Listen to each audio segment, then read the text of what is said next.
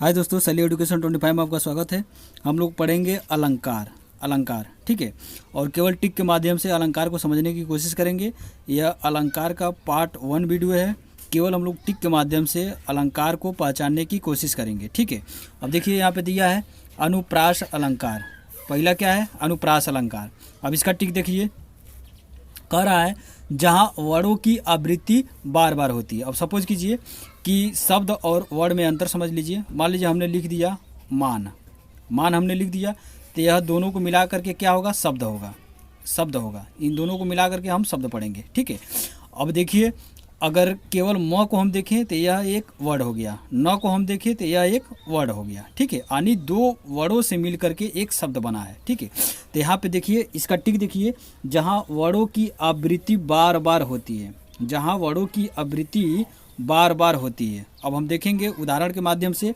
देखिए यहाँ पे स आया है, स की आवृत्ति है। यहाँ पे देखिए स आया है, यहाँ पे देखिए स आया है, यहाँ पे देखिए स आया है, ठीक है। तो बार बार स आ रहा है, यानी वर्डों की आवृत्ति बार बार हो रही है। यहाँ पे देखिए, फिर से दूसरा उदाहरण देखिए, क आया है, यहाँ पे देखिए क आया है, यहाँ पे देखिए क आया है, ठीक है। तो यहाँ पे कई को क आया है। यहाँ पे देखिए तो आया है, यहाँ पे देखिए तो आया है, यहाँ पे देखिए तो, यहाँ पे देखिए तो, यहाँ पे देखिए तो, ठीक है। तो यहाँ पे बड़ों की आवृत्ति बार बार हो रही है, तो वहाँ पे क्या होगा? अनुप्रास अलंकार होगा। आई होप आप लोगों को यह समझ में आया होगा। अब दूसरा हम लोग देखते हैं यमक अलंकार। अब इसका टिक यह है, एक ही शब्द दो या दो से अधिक बार आए। एक कोई शब्द है। अब देखिए, वर्ड की बात नहीं कर रहा, शब्द की बात कर रहा है। अब जैसे मान लीजिए यहाँ पे मान है, तो यह क्या हो? शब्द है। तो कह रहा है कि यहाँ पे देखिए शब्द की बात कर रहा है। कह रहा है एक ही शब्द दो या दो से अधिक बार आए, शब्द की बात कर रहा है। अब आए और उसका अर्थ हर बार भिन्न भिन्न हो। मान लीजिए कह रहा है कि कोई एक ही शब्द है जो दो या दो से अधिक बार आए और उनका अर्थ हर बार भिन्न भिन्न हो, तो वहाँ पे क्या होगा? यमक अलंकार होगा। अभी हम लोग उदाहरण से समझते हैं। अब सपोज कीजिए कि यहाँ पे देखिए दो शब्द आया है, बेनी और बेनी, दो शब्द आया है, ठीक है। बेनी दो शब्द आया है। तो कह रहा है कि यहाँ पे दो मतलब एक ही शब्द दो या दो से अधिक बार आए, तो भाई दो बार तो आ ही गया शब्द, और उनका अर्थ हर बार भिन्न भिन्न होता है। तो अब अर्थ कैसे देखेंगे? देखिए, बेनी का होता है एक कवि का नाम है। बेनी जो है एक कवि का नाम है, और एक बेनी का अर्थ होता है चोटी, ठीक है।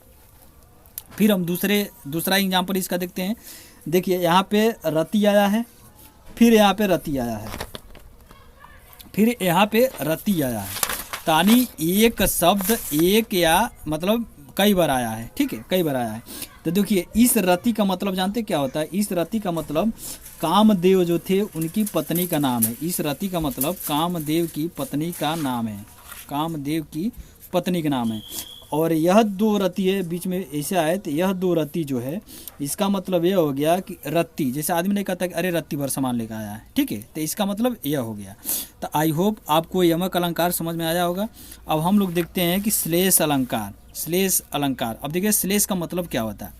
श्लेष का मतलब होता है कि चिपका होना। यानी सपोज कीजिए कि एक कोई शब्द है और उसका कई अर्थ निकल रहे हैं, यानी चिपटा हुआ है, दिखाई नहीं दे रहा है। अभी उदाहरण से हम लोग समझेंगे। अब मान लीजिए इसमें देखिए, कह रहा है कि मंगन को देखी पट देत बार बार, ठीक है, बार बार। अब देखिए पट आया है, तो एक कोई शब्द है, वर्ड की बात नहीं हो रहा है, शब्द की। एक कोई शब्द है, और ये बताया है ना कि जब किसी शब्द का प्रयोग एक ही बार होता है, शब्द का प्रयोग एक ही बार होगा, लेकिन अर्थ उसके अलग अलग होंगे। अब पट दिया है, तो एक पट मतलब होता है वस्त्र होता है, और एक पट का मतलब किवाड़ होता है। तो यानी एक ही शब्द है, श्लेष माने चिपका होना, ठीक है। तो फिर हम दूसरा देखेंगे, चाह नहार सुवर्ण के कविजन और सुनार। अब देखिए सुवर्ण आया है, तो सुवर्ण का यहाँ पे एक ही तो वर्ड आया है, लेकिन इसके अर्थ भिन्न भिन्न है, यानी चिपका हुआ है। तो सुवर्ण मतलब एक होता है अच्छा रंग होता है, और एक सुवर्ण का मतलब होता है सोना होता है, ठीक है। अब हम लोग देखेंगे उपमा अलंकार। तो इसका सिंपल सा टिक है।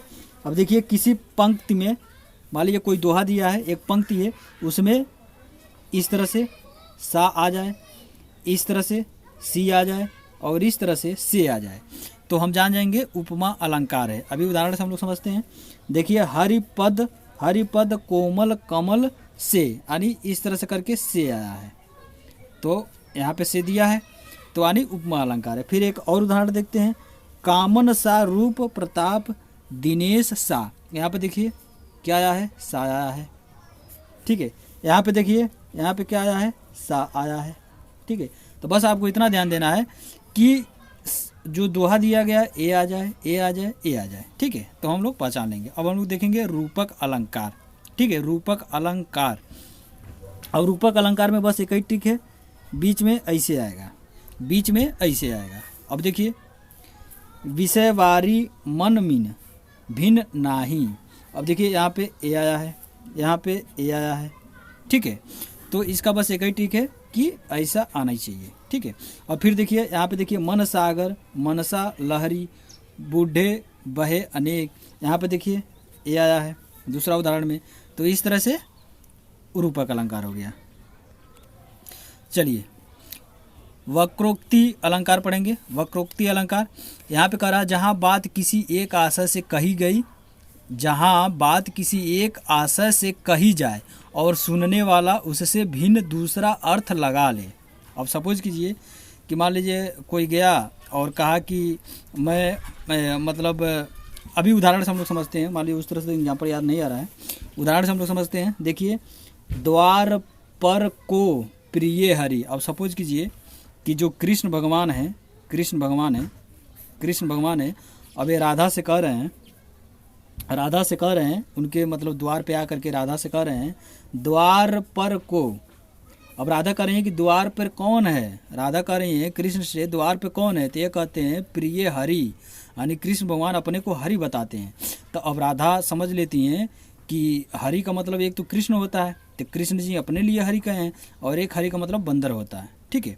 तो देखिए जहाँ बात किसी एक आशय से कही जाए और सुनने वाला उससे भिन्न दूसरा अर्थ लगा ले। अब देखिए कृष्ण भगवान तो अपना नाम हरि बताए, लेकिन राधा जी समझ ली बंदर समझ ली, ठीक है। तो राधा जी क्या कहती हैं, तरु शाखा जाऊ, कहती हैं कि अरे भाई जब बंदर है तू तो शाखा पे जा, वृक्ष पे जा, तू यहाँ पे क्यों है, ठीक है। तो फिर यह कहते हैं कि प्रिय मधुसूदन, फिर कहते हैं कि प्रिय मधुसूदन, यानी कृष्ण भगवान कहते हैं कि प्रिय मतलब कृष्ण का नाम है मधुसूदन, वो कहते हैं कि मैं हूँ, ठीक है। तो फिर राधा समझ लेती हैं कि भौरा, यानी कि जब कृष्ण कहते हैं प्रिय मधुसूदन तो राधा समझ लेती है भौरा, तो कहती है तेरो का काम, मतलब तेरा यहाँ पर क्या काम है, तू जा यहाँ से, ठीक है। तो इस तरह से यह हो जाएगा वक्रोक्ति अलंकार, यानी जहाँ बात किसी एक आशय से कही जाए और सुनने वाला उससे भिन्न दूसरा अर्थ लगा ले, ठीक है। अब जैसे कई लोग होते हैं, जैसे मान लीजिए आदमी कहता है कि फलाना यहाँ पे गया, तो फलाना मान लीजिए कोई नाम है, तो आदमी इमेजिन कर लेता है कि अच्छा हाउ वो है, ठीक है। जैसे मान लीजिए हमने कहा कि वो फलाना बहुत चोर है, ठीक है, तो गांव में अगर कई लोग चोर हैं तो आदमी इनको ना जान करके दूसरा जान लेता है, तो इस तरह से मतलब भ्रम हो जाता है, ठीक है। अब हम लोग देखेंगे विस्पा अलंकार। अब देखिए कह रहा है कि विस्पा अलंकार में जहाँ शब्द अत्यंत आदर के साथ एक शब्द की अनेक बार आवृत्ति हो, आदर के साथ। अब देखिए एक ही शब्द दो बार आ रहे हैं, यहाँ पर देखिए हा है, यह है, फिर यहाँ पे देखिए हा है, यह है, ये है, यानी यहाँ पे शब्द की आवृत्ति बार बार हो रही है, शब्द की। अब सपोज कीजिए कि शब्द इसको वर्ड भी मान सकते हैं, लेकिन शब्द कहाँ है, क्योंकि मान लीजिए शब्द हमने बताया है कि मान लीजिए मान है, या टोटल क्या है, शब्द है, तो भाई ये सिंगल हा है, तो इसको हम पूरा शब्द ही मानेंगे, वर्ड नहीं मानेंगे, ठीक है। तो यहाँ पे कह रहा है कि शब्द की अनेक बार आवृत्ति हो, यहाँ पे देखिए दो बार आया है, तो यह हो जाएगा, ठीक है। अब हम लोग पढ़ेंगे उत्प्रेक्षा अलंकार। इसका टिक यह है कि जब कोई दोहा दिया है, पंक्ति है, उसमें ए वाले वर्ड आते हैं मानो, फिर मनो ए वर्ड आते हैं, मनु ए वर्ड आते हैं, मनहु ए वर्ड आते हैं, जानो ए वर्ड आते हैं, जनू ए वर्ड आते हैं, जानू नहीं जनू है, फिर से जनहु ए वर्ड आते हैं, ज्यों ए आते हैं। अगर ऐसा कोई दोहा है तो इतने अगर इनमें से कोई भी वर्ड आता है तो हम जान जाते हैं कि उत्प्रेक्षा अलंकार है। अब देखिए यहाँ पे मानो माई घन घन अंतर दामिनी, यहाँ पे देखो मानो आया है, ठीक है। और यहाँ पे देखिए यहाँ पे मानो आ गया है। फिर दूसरा देखते हैं सोहत ओढ़े पीत पट श्याम सलोने गात। यहाँ पे देखिए मनहु नीलमणि शैल पर आपत पर्यो प्रभात। यहाँ पे देखिए मनहु आ गया है, ठीक है। मान लीजिए कोई हम दोहा पढ़ रहे हैं, ठीक है, दोहा पढ़ रहे हैं तो उस दोहा में इतने वर्ड आने चाहिए, जो शब्द है ये आ जाएगा। जैसे मानो, मनो, मन, मनु, मनहु, जानो, जनु, जनहु, ज्यों। अगर इतने वर्ड में से कोई भी अगर मतलब शब्द आ जाता है तो हम जान जाते हैं मतलब कि कौन सा अलंकार है। तो यानी उत्प्रेक्षा अलंकार है। देखिए ये जो पूरा हम दोहा पढ़ रहे हैं, यहाँ पे देखिए ये अलग दोहा है, ये नीचे वाला अलग दोहा है। तो मान लीजिए इसमें देखिए पूरे दोहा में एक आया है मानो, ठीक है, और इसमें आया है मनहु, ठीक है। तो इस तरह से हम लोग जान जाएंगे कि कौन सा अलंकार है, यानी उत्प्रेक्षा अलंकार है। अब जैसे कई लोग सोच रहे होंगे कि यार इसमें तो शब्द एक ही बार आया है, शब्द तो एक ही बार आया, तो कैसे पहचानेंगे कि यह उत्प्रेक्षा अलंकार है। मान लीजिए इस दोहे में, अब सपोज कीजिए कि यहाँ से अंडरलाइन है, मतलब ये अलग दोहा है, तो इस दोहा में केवल मानो तो एक ही बार आया है, तो कैसे हम जानेंगे। अरे भाई मैं बता रहा हूँ यहाँ पे मानो, मनो, मनु ये सब शब्द आ जाता है तो हम जान जाएंगे कि यह उत्प्रेक्षा अलंकार है, ठीक है। तो इतने में से तो ये मिल गया मनु, फिर ये मनहु, यहाँ पे मनहु दिया है, ये मिल गया।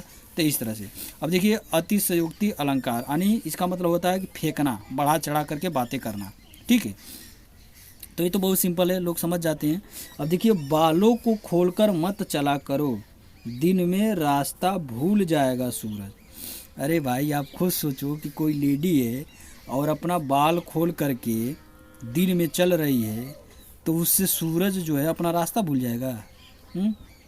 तो यह मतलब फेंक रहा है, इतना फेंका है कि मतलब वैसे लग रहा है कि बताओ, कह रहा है कि बालों को खोलकर मत चला करो, दिन में रास्ता भूल जाएगा सूरज। अरे भाई अगर आप बालों को खोल के चलोगे तो सूरज को क्या फ़र्क पड़ने वाला है, ठीक है।